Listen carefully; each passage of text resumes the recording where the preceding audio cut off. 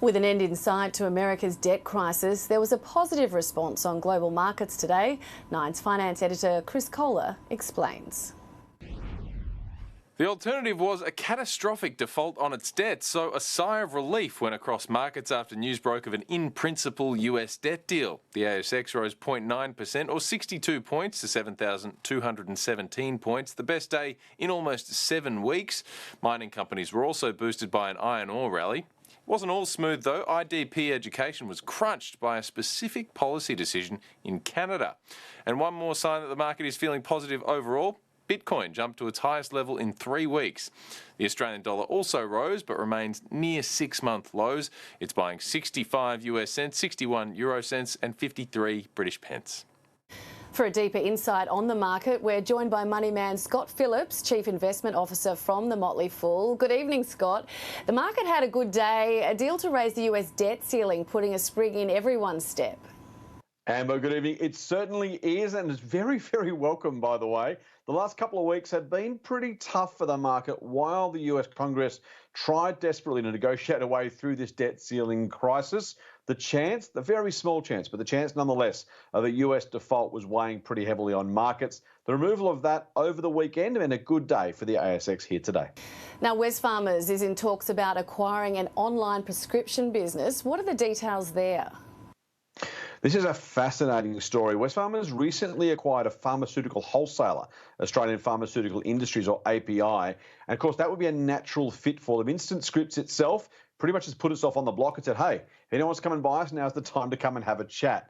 Street Talk from the AFR is tonight reporting that Wesfarmers was engaged in that conversation in the past. We don't know whether these are ongoing, but it comes at a time when the community pharmacy sector is in deep, I won't say discussions, maybe conflict is a better word, with the federal government over some prescription dispensing changes. So whether or not this has an impact on that is an open question, but it does remind us all things are very much and very quickly changing when it comes to our pharmacies. Looking at agriculture, almond crops haven't done so well. What are the growers saying?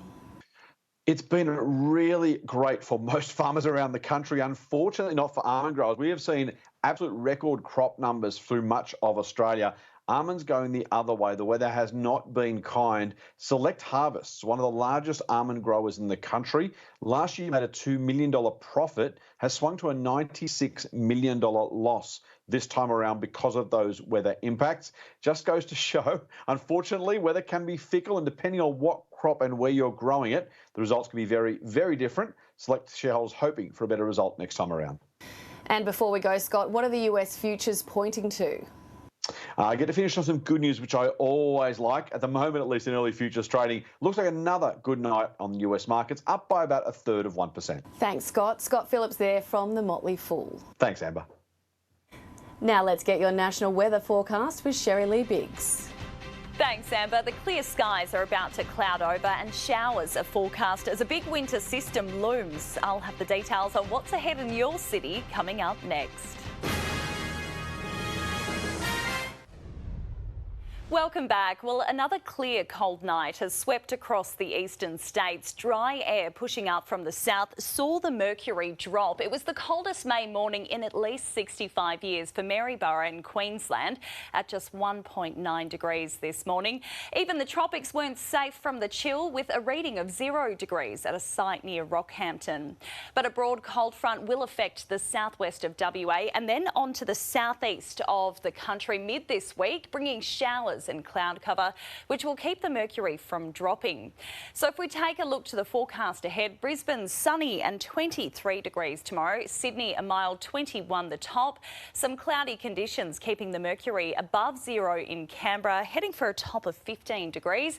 Melbourne a top of 18 on the way. Hobart a high chance of showers in the evening, just 17 degrees tomorrow. A wet first half to the day in Adelaide, a top of 18 degrees. Over in Perth, The showers will kick in late evening, heading for a top of 24 before then. Darwin sunny and heading for 30 degrees. And looking further ahead to Wednesday now, Brisbane sunny and 24, patchy cloud and 22 in Sydney, a low of 5 degrees and overcast in Canberra, so a top of 16 on the way. Showers for the southeastern suburbs of Melbourne, just 2 mil at most and a top of 19 degrees. Some gusty showers for Hobart, but that could add up to 10 millimetres to the gauge.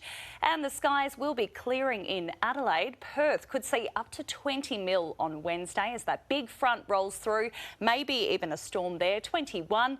And not much change for Darwin, sunny and heading for 30 degrees. And Amber, that brings us to the end of autumn. Thanks, Scherri-Lee. And that is Nine's late news for this Monday. Our next news is at 5 a.m, followed by the Today Show. Thanks for your company. I'm Amber Sherlock. Have a great night.